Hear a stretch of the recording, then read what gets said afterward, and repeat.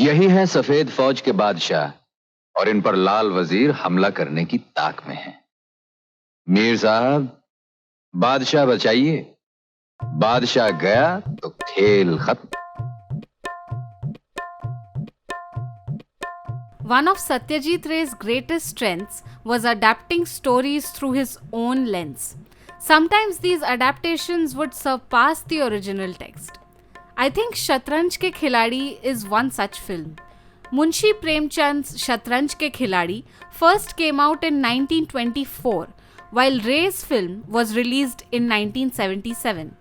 The difference in their visions is affected largely by the fact that on one hand, Premchand's story was written during the British rule, when the presence of the British in the politics of India was more tangible, more real, because it was the situation Premchand lived in.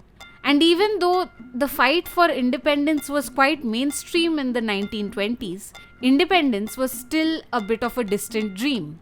But on the other hand, Satyajit Ray's film was made in retrospect, at a time when the country had already been independent for a few decades, and when the work of the British in India could be studied from an academic as well as a nostalgic perspective. Moreover, Ray's film was also a satirical take on the apathy of Indians at that time, which was giving more and more power in the hands of a despotic government.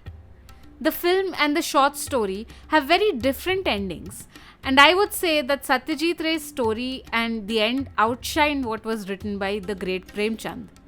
Set in 1856, Shatranj ke Khiladi is the story of Mirza Sajjad Ali and Mir Roshan Ali, two feudal lords of Lucknow who spend all their time on Shatranj, chess. The two are shown to be well aware of the fact that they aren't fighters, but that doesn't stop them from basking in the reflected glory of their ancestors. नवाब ने उनकी बहादुरी और जाननिसारी के इनाम में जागीरें अता की थी, और उन जागीरों पर हम उनके नगड़ पोते आज तक ऐश कर रहे हैं। आखिर ऐसा सुरमाओं का कुछ खून हमारी रगों में भी तो दौड़ रहा होगा, क्यों मीर साहब? What is interesting is that unlike Premchand's story, right at the beginning, the difference between the Indian version of the game and the British version is explained. या आपका वजीर जो है वो अंग्रेजी खेल में क्वीन यानी मलिका कहलाता है, और दोनों आमने सामने रहती हैं, और प्यादा पहली चाल में दो घर चल सकता है। दो घर? जी हाँ, दो घर, और मुखालिफ सिरे पर पहुंच जाए तो मलिका बन जाता है। The chess players mock the English rules of the game, not realizing that the way the British play chess is also the way they take over a kingdom. They step in as harmless friends with little power, but as they leap 2 steps at a time, they become the rulers before anyone can realize it. This all ties up to the ruler of Awadh, Wajid Ali Shah. Unlike the short story where he is only mentioned, he happens to be a key character in the film. He is considered incompetent by the British, not simply because of his actual incompetence, but also because of his effeminate personality and his love of the arts. He's also fond of dancing, sir. Yes, so I understand. With bells on his feet like Notch girls. Historically, the British have destroyed Indian arts and culture in their hunger for wealth. But the main reason why the film is a lot more elaborate than the short story is because the film actually shows the manner in which, as the apathetic public indulges in games of chess, the British are playing the same game the British way to overthrow a weak king and take over the rule of Awadh. As the Mirza and Mir indulge in chess, the Mirza neglects his wife and his duties as a husband. In fact, as his wife hides the chess pieces to stop him from playing, the two friends end up scavenging for a chess set in the most comically depressing situations until they have the bizarre idea of playing with vegetables as chess pieces, thus ruining the Begum's plan. Meanwhile, the British are already trying to get the Nawab to sign a new treaty, one that would make them a lot more powerful. but the Nawab refuses to forget the validity of the previous treaty. The Nawab is expecting to play this game of chess the slow Indian way, while the British are trying to finish the game quickly, as they do. Meanwhile, Mirza Sajjad Ali has realized that the game can no longer be played in his house, and so our protagonists move to Mir Roshan Ali's house. At Mir Saab's house, his Begum is busy with her lover, and the excuse she gives Mir Sahab for his presence is that he is hiding from the Nawab's soldiers, who are out to recruit the men to fight the British. Both our protagonists have been completely blinded to life's realities by their love for the game. And while they claim to come from a line of brave warriors, they cannot help but admit how comical the thought of them picking up weapons to fight is.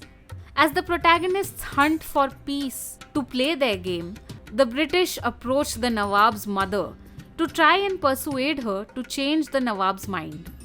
To this, the Begum Sahiba asks this. क्या मलिका इंग्लिस्तान को ये मालूम है कि उनका नौकर उस शाह अवध के साथ क्या सलूक कर रहा है जो सिवाय खुदा के किसी को जवाब दे नहीं? What she doesn't know is that the British are playing politics the English way, by which the pawn or the servant can move quicker and take over as the queen. It's interesting to note here that while this piece is a mere wazir or minister in the Indian style game, it is the queen in the English style that is the most powerful chess piece, one that can easily destroy any king in its way, just as Queen Victoria's wazir is ready to destroy Wajid Ali Shah.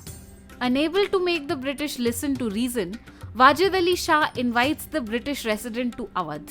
Through the game of chess, we know that the resident, who is just a pawn, need only descend on Awadh to represent the queen and win the game. But Wajid Ali Shah knows nothing of these rules. Meanwhile, our protagonists have found a spot on the outskirts of the city where they can play in peace. They are told by Kallu, the little caretaker of the place, that everyone has run away to Sitapur in fear of the English army descending on Awadh. Even this piece of news doesn't bother our protagonists. The only thing that does hurt either of them is losing a game. As Mir Roshan Ali seems to be on the path to victory, Mirza Sajjad Ali forgets his tehzeeb, his manners, and takes a jab at his friend for his oblivion with regard to his wife's affair. This is the first time in the whole film that Mir Sahab has been forced to face reality. Unable to accept it, he points his pistol at his friend. The interesting thing about this scene is how different it is from the original text. In Premchand's story, the friends try to destroy each other by expressing shock and grief at the capture of Awadh and the Nawab. But in the film, the friends are quick to contradict their own tales of bravery, with the admittance that they are useless in the face of conflict. अंग्रेज फौज अवध पर कब्जा कर ली और हम भाग के यहाँ गांव में आ चुके हैं और फजूल बातों पर लड़ने लगे। शहर में रहकर भी कौन सा तीर मार लेते मीर साहब, जिनसे अपनी बीवियां ही नहीं समझी, वो अंग्रेज फौज का कैसे सामना करेंगे? In the text, the two men carry swords which they use to kill each other at this point for the sake of their egos. But in the film, just a simple misfire of the gun brings the friends back to their senses, to the realization that they are simply too cowardly for violence, that it is easier to maintain their tehzeeb than to admit the truths of life, and that they only have each other inside the bubble of chess in a world that wants to bring them back to reality. Premchand in his story writes, "दोनों विलासी थे, पर कायर न थे. The two were indulgent, but not cowardly."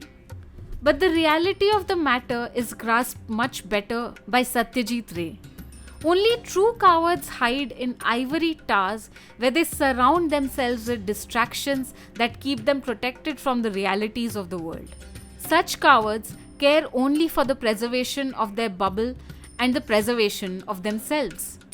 The only reason the two men carried the guns was to protect themselves from the British army.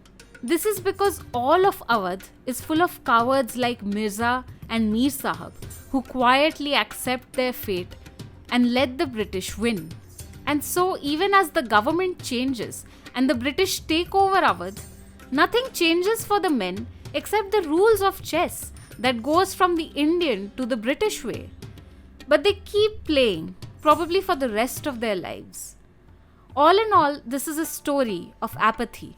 It is usually the rich and the comfortable who are apathetic to the changing political dynamics of the country, as it ultimately doesn't affect them. They can continue to hide from reality in their ivory towers while the world around them suffers. Perhaps at the end of the day, true intellectual stimulation can come from coming to terms with the horrors of the world and looking for ways to fix them, rather than losing oneself in a chessboard of delusion. Thank you guys so much for watching.